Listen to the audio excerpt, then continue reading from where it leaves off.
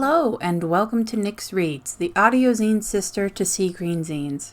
I'm your host, Nyx, and this is the series where I read zines, turning paper zines into audio ones in an effort to make sure people can access zines in as many ways as possible. Today I will be reading Dreams and Nightmares, a Split Zine, Part 1, by Nyx, yours truly, first printed March 2018. Content warnings, spiders, and mention of death. Welcome to my first ever split zine, a technique I have been wanting to try out for a long time. While this zine can probably be read in whichever order you'd like, I do think it flows best if you read the dreams section before the nightmares section. The most honest answer is that we do not yet know the function or functions of dreaming. Scientific American. I've always been fascinated by dreams, even their negative counterpart, nightmares. There's something about visiting different worlds, different people, and different states of being, all while physically remaining in the same place for hours on end. Once I got past the near-constant nightmares of my childhood, I began studying dreams, especially the meanings and symbols involved. When I was a teenager, I would get into discussions with my friends about the possible interpretations of their dreams. My dream interests, as well as interests in things like astrology, tarot, and the like, died under the declarations from adults in my life that such things were of the devil. Even when I got older and left that environment, I kept my mouth shut about my interests. I'd heard that dreaming is one of those things that is absolutely fascinating to the person talking and absolutely boring to the person listening. I only recently learned that this is not the case, as a fun discussion with other zine makers one afternoon led to the idea of us all making zines about dreams. So here we are. Last night I had a dream where I was sitting in a sunny lounge room with 3 other women. I couldn't tell you who they are or even if I've ever seen them in my conscious life, but in my dream they were my best friends. These were the women I'd known more years than not, and which shared nearly all of the important parts of our lives together. The lounge we sat in had hardwood floors and so many gorgeous windows, though I couldn't see past the sunshine to the world outside. I sat in a large bamboo chair with big lilac-colored cushions, and the others lounged on vintage, comfy furniture.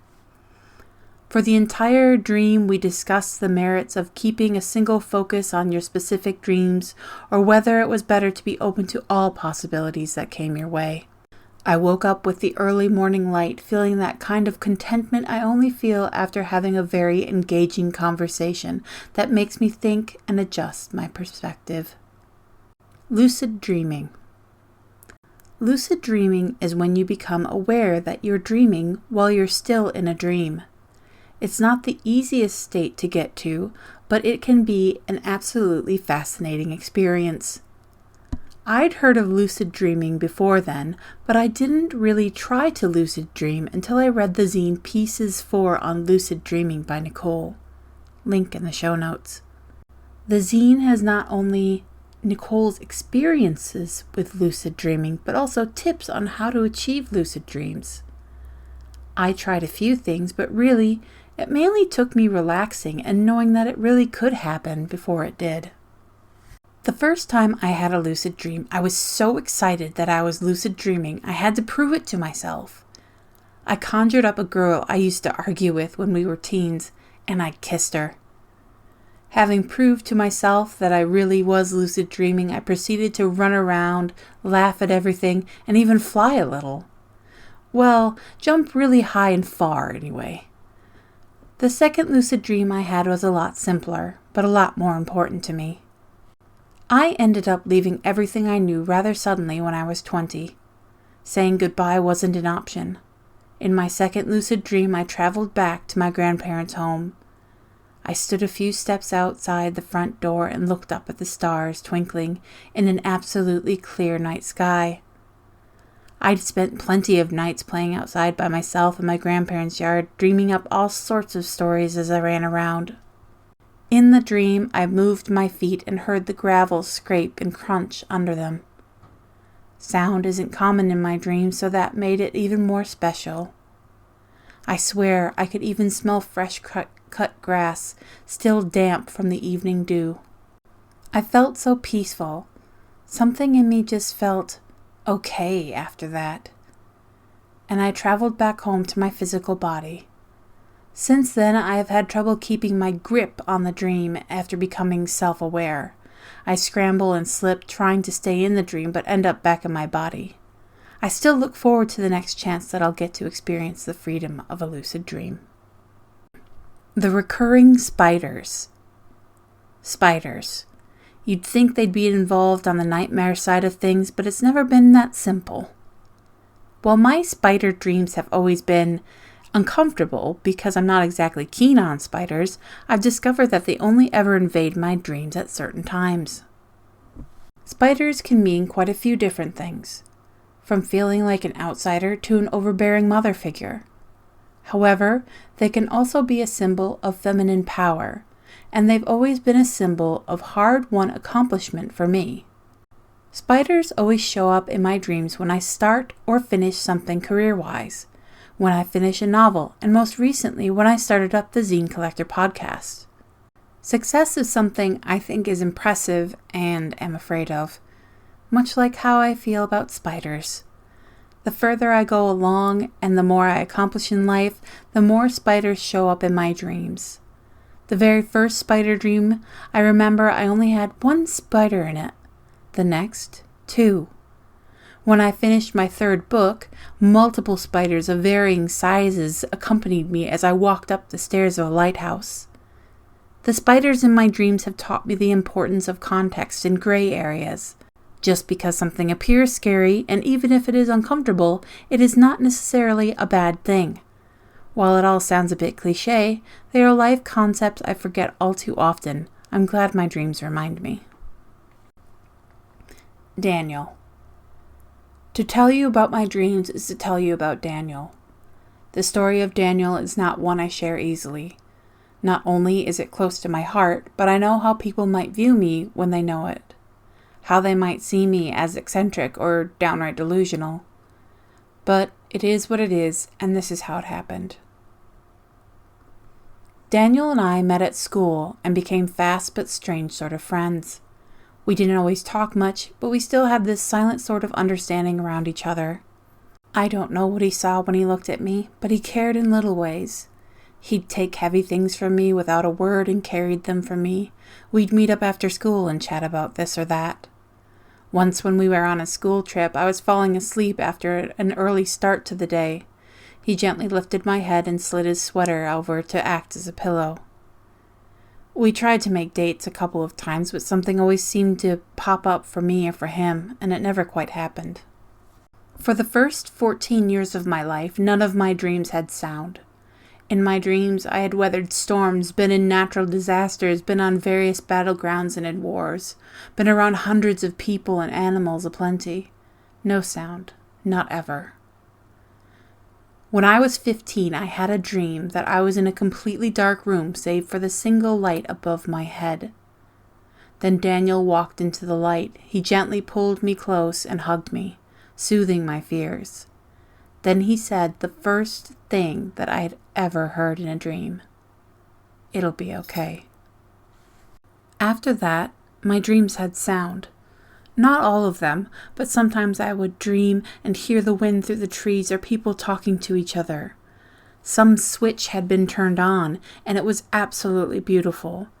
Despite developing feelings for him and keeping them to a certain extent even after he graduated and moved on, I didn't dream of him but twice after that initial dream. He didn't speak to me in those dreams, though. My enduring crush on him was anything but a secret and was a strong impression in most people's minds. I didn't realize just how much until a few months after I'd moved to Australia, a few years after I'd last seen him.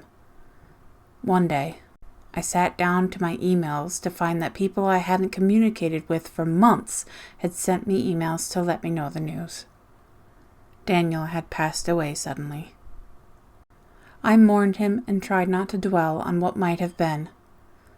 A few months after he'd passed, he began appearing in my dreams. It was always the same. No matter how fantastical the environment or the situation, I would stop what I was doing in the dream because I could feel someone watching me. I would turn, and then he would be there. At first, he just stood there watching me. In later dreams, he'd start participating, but always from a distance. Sometimes he stopped something that I didn't even know was coming toward me. Once I dreamt I was in this system of caves trying to manage a diplomatic situation with another species, and I saw him a good distance away with a sword in hand fighting off a giant cave snake that had been heading toward me. Dream after dream, year after year, he would be there, sometimes watching, sometimes protecting. There were a couple of times that I could have sworn he was staying between me and the Shadow Watcher. More on the Shadow Watcher in the Nightmares section. He didn't appear in every dream, but in enough of them for me to wonder if maybe he was always there and it was a matter of whether I noticed him or not. Then his visits slowly became less frequent. 5 years after Daniel passed away, I found myself in this truly gorgeous dream with beautiful warm sunshine on my skin while I stood in the middle of a marketplace in India. The colors were gorgeous, the smells of the spices in the air delicious, and I felt like I was at home. Suddenly, someone caught my elbow, and I looked up to see Daniel smiling down at me. I felt so happy. I felt like he'd brought me to this wonderful place. He leaned down, a cheeky smile on his face, and said, "I think it's about time I took you on that date."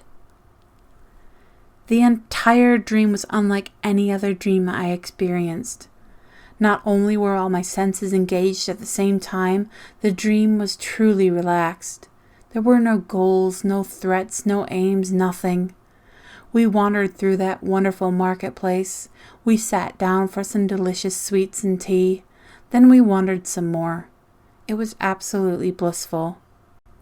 We came to the end of the walk, cool breezes picking at my hair as we stood in each other's arms and looked at each other and smiled. Then he leaned down and we shared the softest, most gentle kiss. When I woke up, I knew that was goodbye. I never dreamt of him again. Thank you so much for joining me for this episode of Nyx Reads. I hope you enjoyed the audio version of Dreams and Nightmares, a split zine, Part 1. Be sure to come back in a fortnight for Part 2, Nightmares. And be sure to check out the show notes for any links or people mentioned. Until next time, relax, refresh, and spread a little sunshine.